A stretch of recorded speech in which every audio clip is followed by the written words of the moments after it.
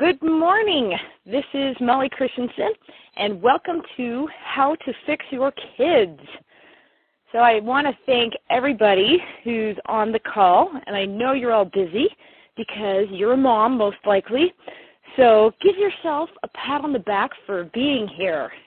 You made it. It is a sacrifice, I know. And you are listening to this call because you want to know how to fix your kids, right? You probably have at least one child that just drives you nuts or bothers you more than the rest.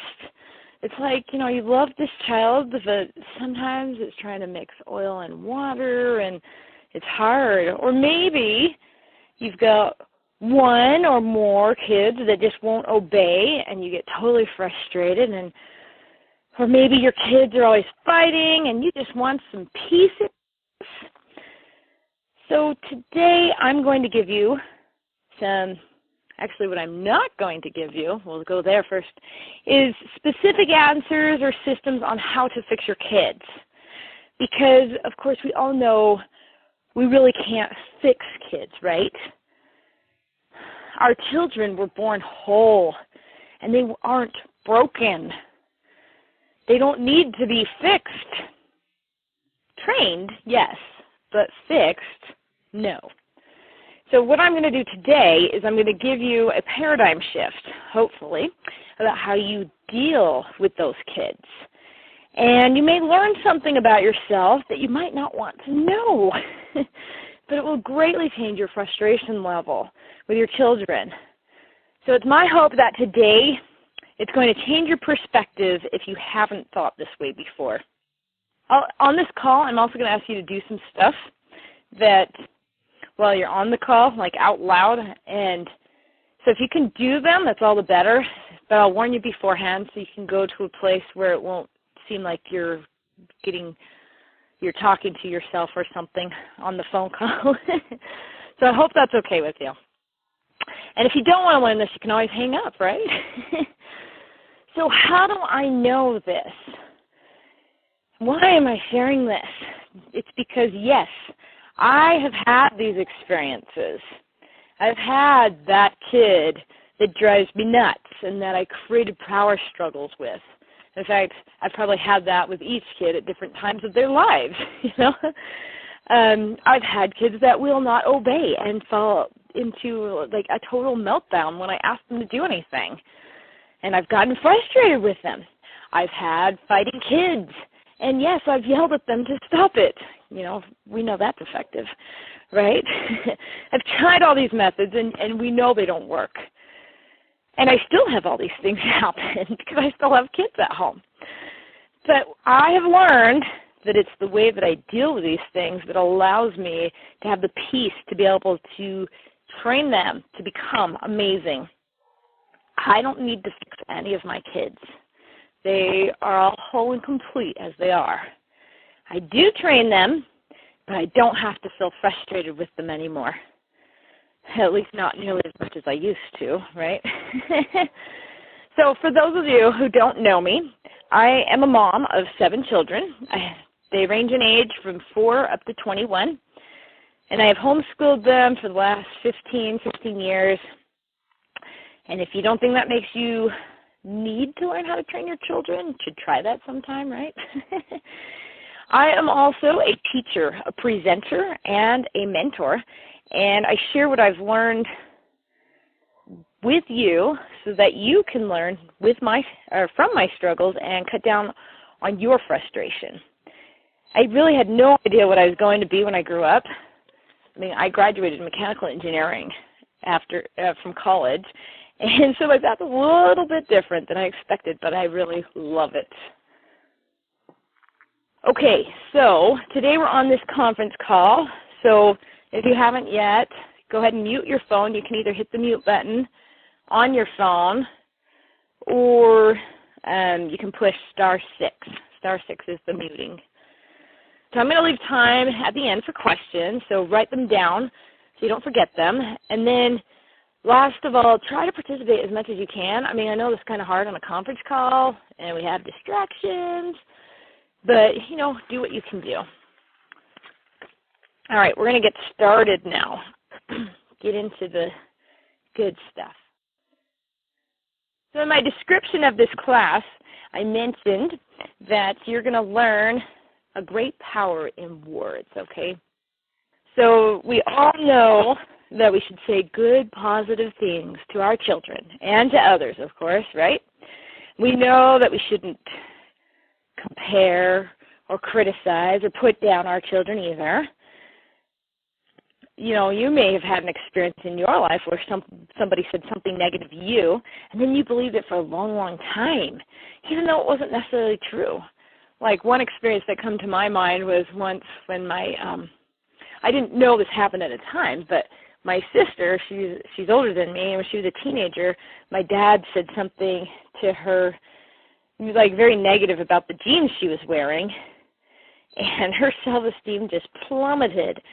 And she never wore those pants again, and she kept that comment in her head until she was an adult.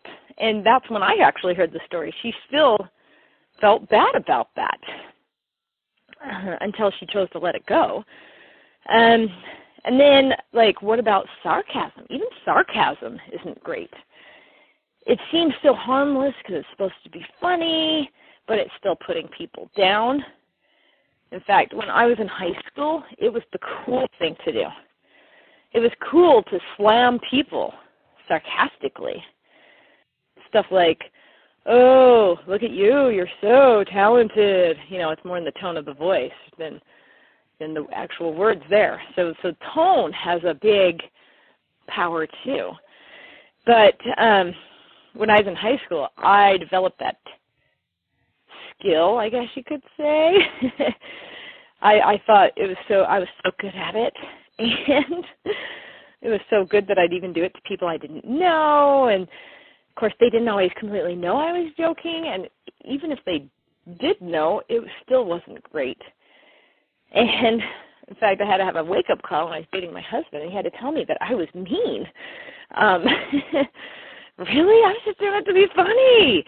You know, so I had to work for many, many years to overcome that, and I still think I let sarcastic comments slip out here and there. But the good thing is we can always apologize, you know, if it does. But we just got to be noticing this. So basically 2 different kinds of words out there. So we're going to move back into the words. Okay, we know tone is important and words. But with the words, there are these 2 different kinds. One is creation words, and these are the kind of words that create, obviously. They build up, they illuminate, they uplift, they encourage. And then on the flip side, we have the destructive words. And the destructive words are the ones that destroy and tear down and kill. So how conscious are we really of the words that are coming out of our mouths? And sometimes you think, well, how on earth can I be conscious? I have so much coming out of my mouth. I can't pay attention to it all. Well, I'm going to help you with that. You know, let's just think about what kind of words we're using the most. An interesting thing is that just one destructive comment will cause separation. Maybe not. I mean, sometimes it can be a huge separation. Maybe sometimes it's just a teeny separation, but it always causes separation. The more of those destructive comments we make, the more separation there is. On the flip side, of course, encouragement, apologizing, uplifting, creation words, those cause more connection. And that is what we want in our lives, especially with our children, you know. So let's say you went and told your child to go clean his room. I bet you guys have done that before. When you go to check up on him, let's just say you found out that he was just either, like, say, lying around, being lazy and didn't even do anything, or maybe he cleaned it up and just didn't do a very good job. So what is your first instinct? Well, I can tell you mine. What are you doing? Why are you just lying around? Get up and get moving. You know, that's my first instinct. Or maybe if they did clean up a little bit, oh, come on, you forgot to clean this up. Why can't you get your stinky socks in the hamper? You know, it's kind of the what's wrong with you type of of talk. The alternative is we could encourage them and point out what was done right. So yesterday, my son was super proud to tell me that he had cleaned up his room, and he asked me to take a look. So I went up and I looked at his room, and he had done a pretty good job for a 6-year-old. Of course, the first thing I noticed is that there was still a plate laying there in the middle of the floor with crumbs on it. Okay, it wasn't in the middle. It was on the edge, but still, I noticed it. And, of course, my first instinct was to point out that plate, point out that one thing that was wrong. But instead, I said, I checked myself, and I decided to celebrate with him because he had accomplished some great stuff in there. And I said, wow, what an amazing job you've done. Your room looks so great. And then I went and I told some of his siblings, and boy, was he beaming, just beaming. Now, I could have then just asked him to bring the plate down, and he probably would have been fine with it, but I didn't.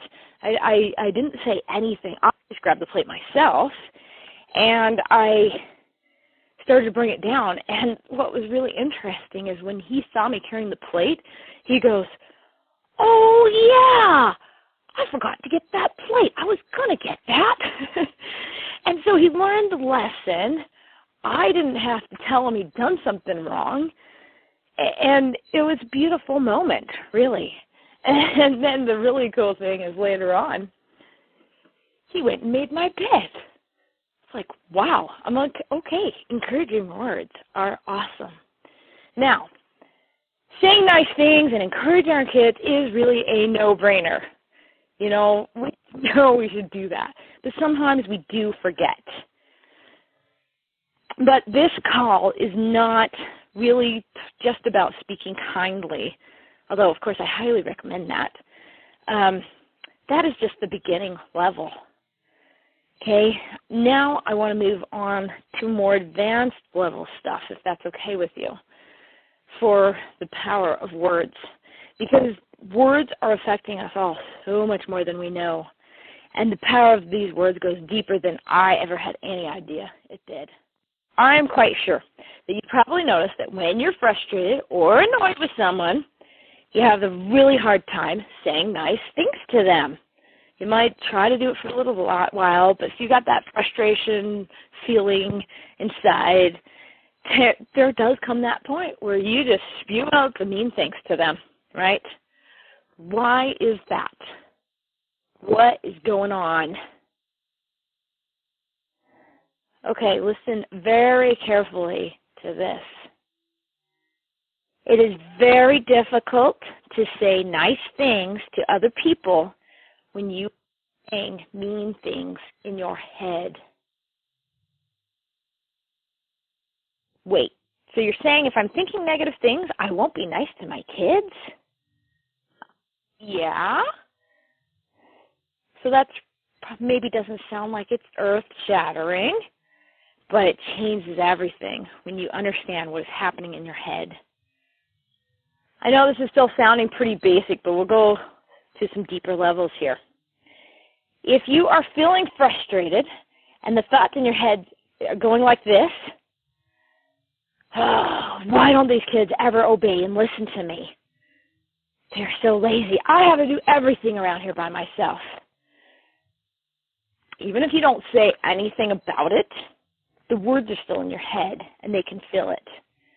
They don't want to obey you because you're shooting out these negative vibes. In fact, they don't even want to be around you because you are repelling them. It's like negative and positive on a magnet. You are not attracting them. After you express frustration, whether you speak the words or not, the words in your head might even go a little like this. Maybe you beat yourself up. I'm such a bad mother. I can't even get my own kids to listen to me. They're going to grow up and be complete failures like me. Or maybe you go into blame. My husband has no idea how hard it is to balance all this. Why doesn't he step up and help discipline these kids? He gets home, he just wants to relax, and I still have to do everything. Have you thought anything like that before? Have you had words like this when you get frustrated? I'm guessing you have. It might not be exactly what I said, but I'm guessing it's something like that. So whenever you feel frustrated or annoyed or in a blaming mode, it's because you are not feeling accepting of yourself. You have moved yourself out of a place of being empowered. You're allowing someone or something else to affect how you think about yourself. So in other words, when you have these negative emotions in you, they don't indicate truth of what's really going on. What they do is they indicate that you have allowed your personal value to go down. You're the only one who can control your personal value.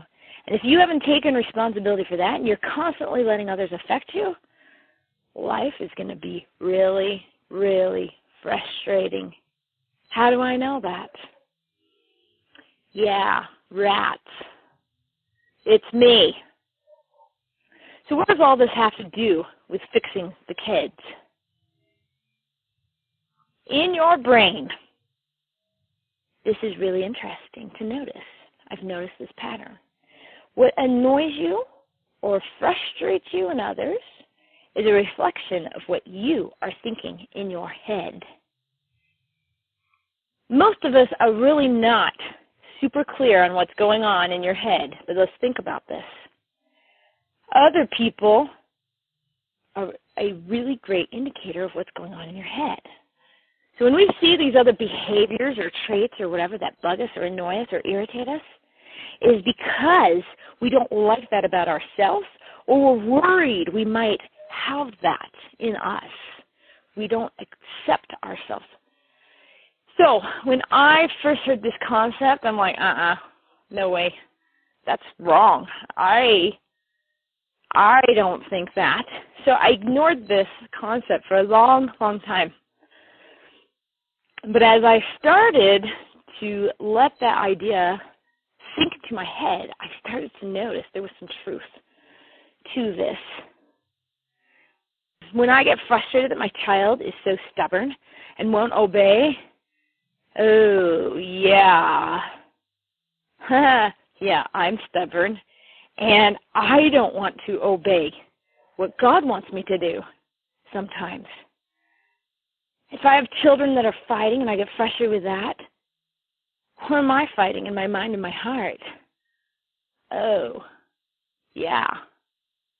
I was thinking those bad thoughts about my husband because maybe he forgot to take out the garbage like I asked him to, and he should have done it, and I know I shouldn't fight with him, and now it's bugging me that they're fighting. Oh, interesting. Okay, these feelings that we get in our bodies, in our hearts, are signals to us to help us understand what is going on in our heads. So just because we feel it does not mean that it's true.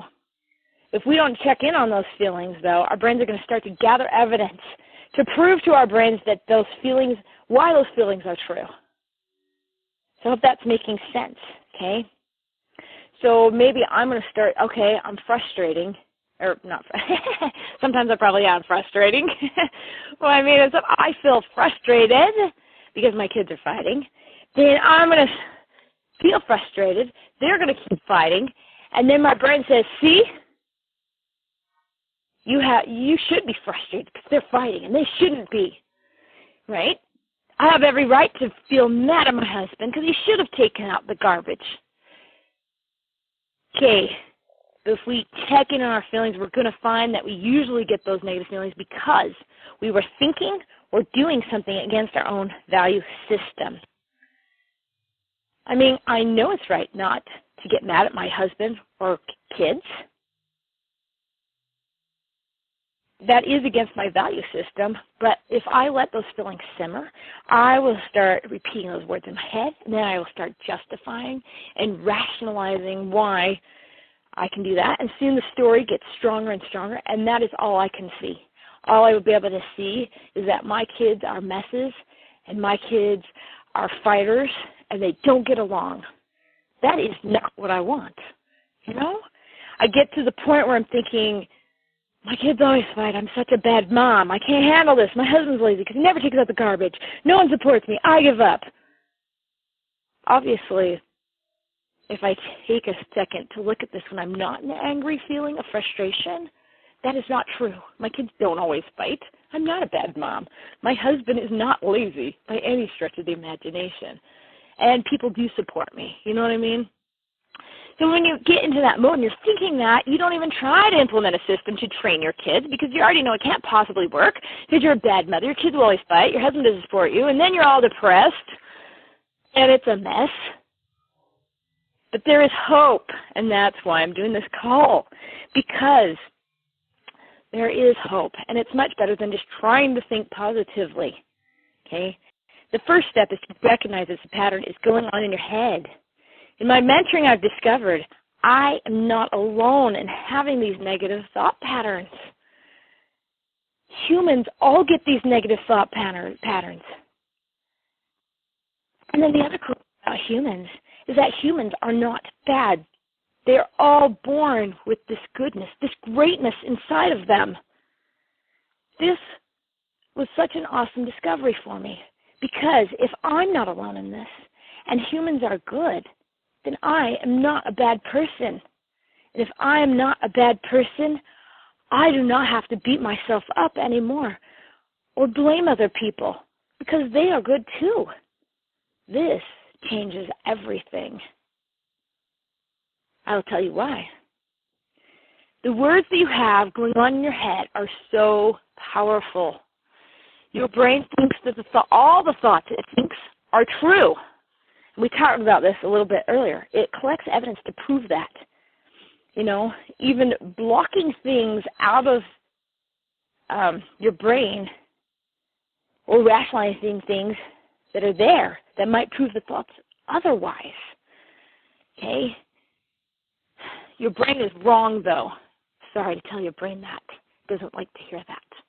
But it is wrong in that all the thoughts it thinks are true. Because if the thoughts that I'm thinking are not making me feel happy, then I think we can safely say they are not truth. I've learned that I get to choose what kind of words are in my head. And that has changed everything. Because that means I get to choose what is true to my brain. And then my brain will collect evidence that these new stories are, and these new words are true. And guess what else? I told you a little bit about how other people are a reflection of what you're thinking in your own head. This is kind of called like the mirror theory. Okay? But it's not just the bad reflections. It's the good ones too. Your brain tends to see the bad, okay? But you can train it to see the good. And when you look around, you will see things that you do admire in others, and that is a reflection of you and your goodness. And that is pretty awesome. Okay, if I want the words in my brain to be good ones, then the words that come out of my mouth really had better be good. There is a big connection here. Remember how I said it is really difficult to say nice things when you're thinking mean thoughts? This is something to notice. How easily do you use creation and uplifting words with others? Are there certain people that you just don't use creation words with? That you just have a hard time saying anything nice to? If you're not using creation words, what is it you are thinking? This is really interesting. I discovered this, that the more I can use good, uplifting words with others, the more I feel uplifted and good. If there are certain people I'm having a hard time saying nice things to, Wow, I better take a look at that. And then I can either just start saying the words, even though I may not even feel like it, and it changes things. And I can also start changing my thinking. Okay, so I guess what I mean by that is you can change the words in your brain from the inside out. So when you notice you're thinking negatively in your head, you can stop yourself. But it's also more powerful if you can do it on the outside in. So practice saying good things to other people. And the more you can uplift others, the better your thinking is going to be inside. So it kind of works both ways. It is so cool. I love it. Now, if you want a system for this, I do actually have a free download on my website, and it's called, I forgot exactly what it's called, but something like Be an Encouragementer. And it's on my website at mentoryourkids.com. All right, let's see. I think we have time to go one more level. I think we can have fun with this. You are an amazing person, but I bet you're still saying a lot of destructive words in your head about yourself. When you're saying those things to yourself, it is so hard to be patient when you need to train your children. Saying nice things to other people really does help your own self-talk. But I've also found that I need to up my game. I have to train my own brain to think nice things about myself on purpose. So you've probably heard of what some people call affirmations or declarations. And I used to think they were so stupid because I was thinking of that old Saturday Night Live skit that you may or may not have seen, but you've got Stuart Smalley, and he would sit there and he'd look in the mirror all goofy-like and he'd say, I'm good enough, I'm smart enough, and gosh darn it, people like me, and it was funny, but so I'd heard a lot about this. I've heard so many different successful people that have used declarations, and I was just like, yeah, that's dumb, but I decided maybe I should try it because I can totally say they don't work, but how do I really know unless I tried it? So I've totally changed my mind on this. I've been doing declarations for nearly 2 years now, and they have changed my life. Every single morning, I take like 1 minute to say my declarations. So no one else can say they don't have time to do this because we all have 1 minute.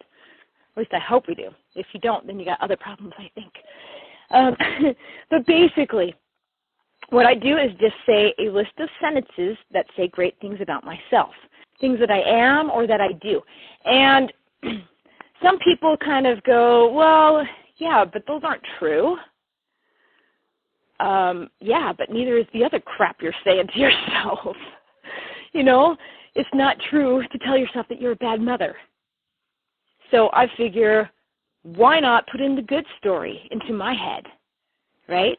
The act of just speaking the words out loud, get them into my brain.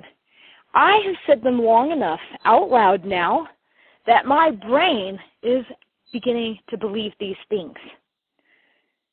If I do get some of those other negative thoughts in my head, the really cool thing that happens is that my declaration statement will pop into my head right after.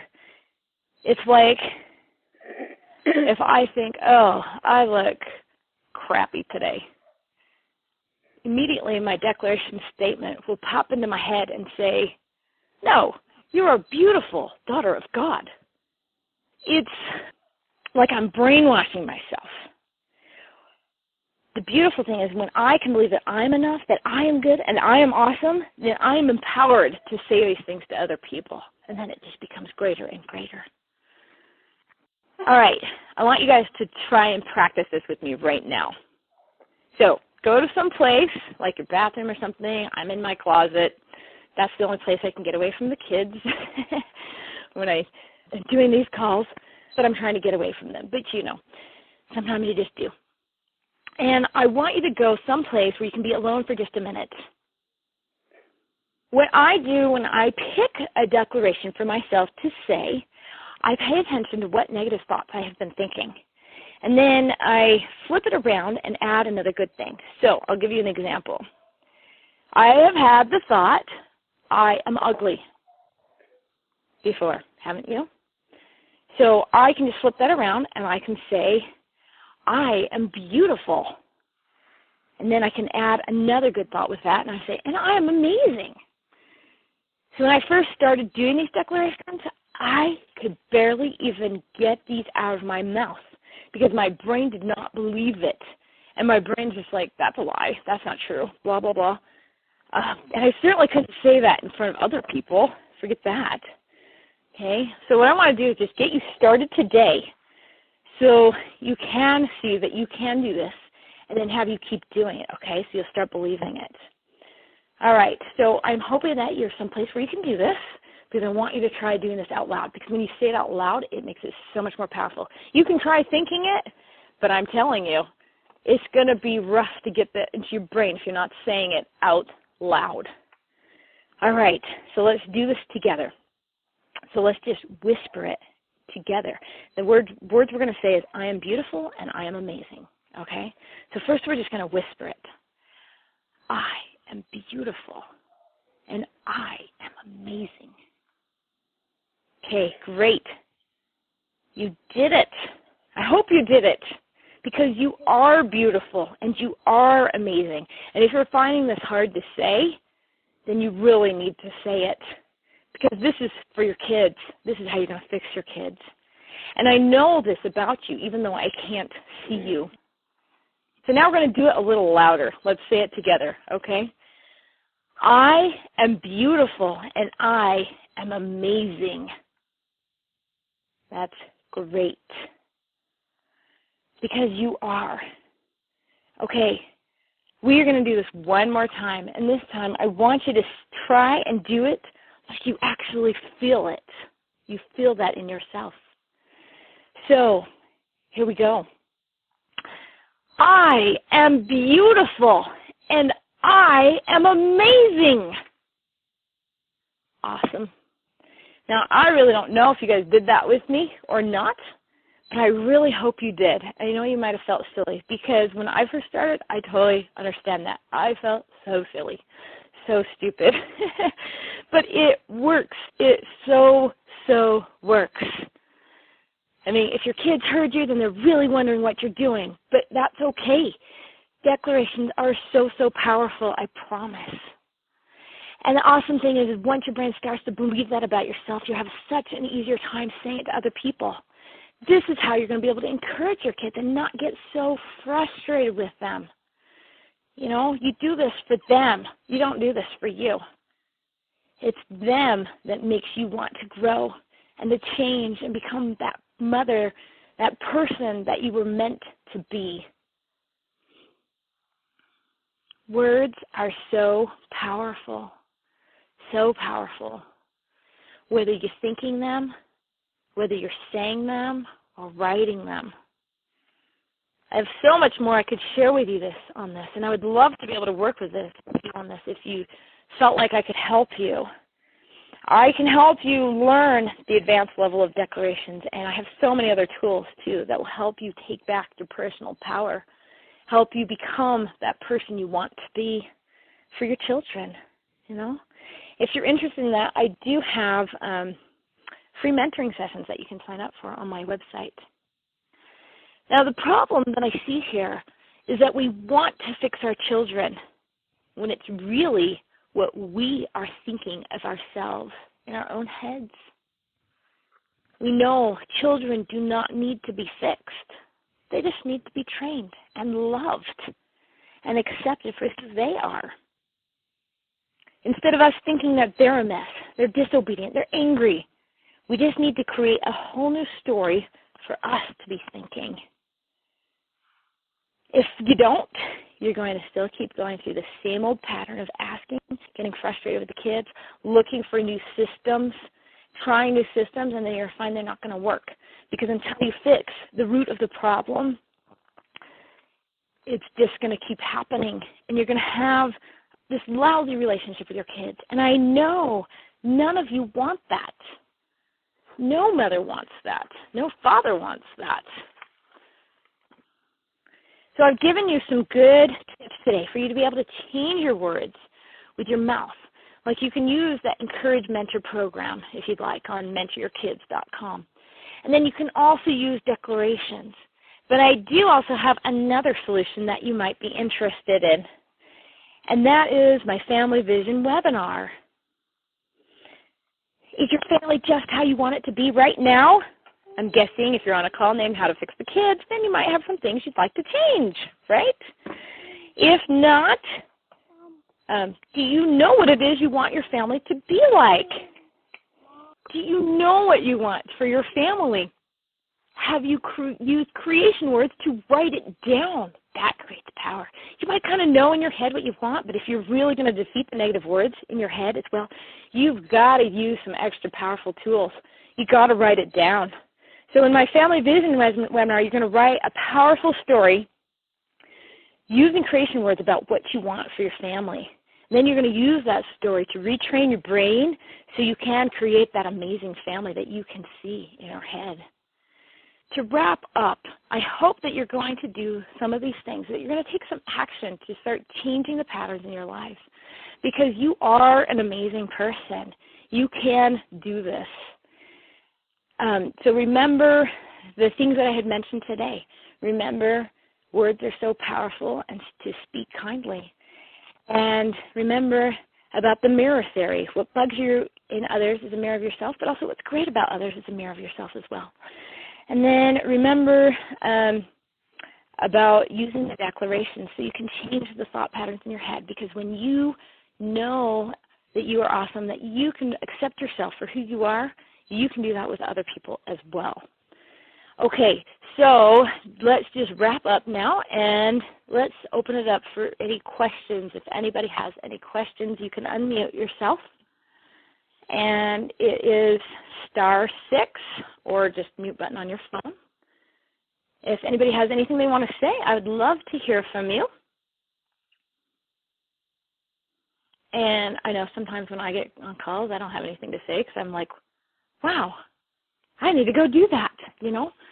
But if you have anything you want to say, feel free to unmute, or you can always email me back too when I send out that email to you.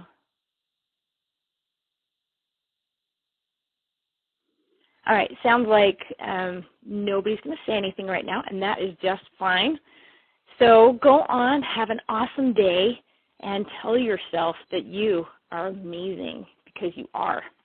Thank you so much for taking time out of your busy day to join me today, and we will talk to you later. Bye-bye.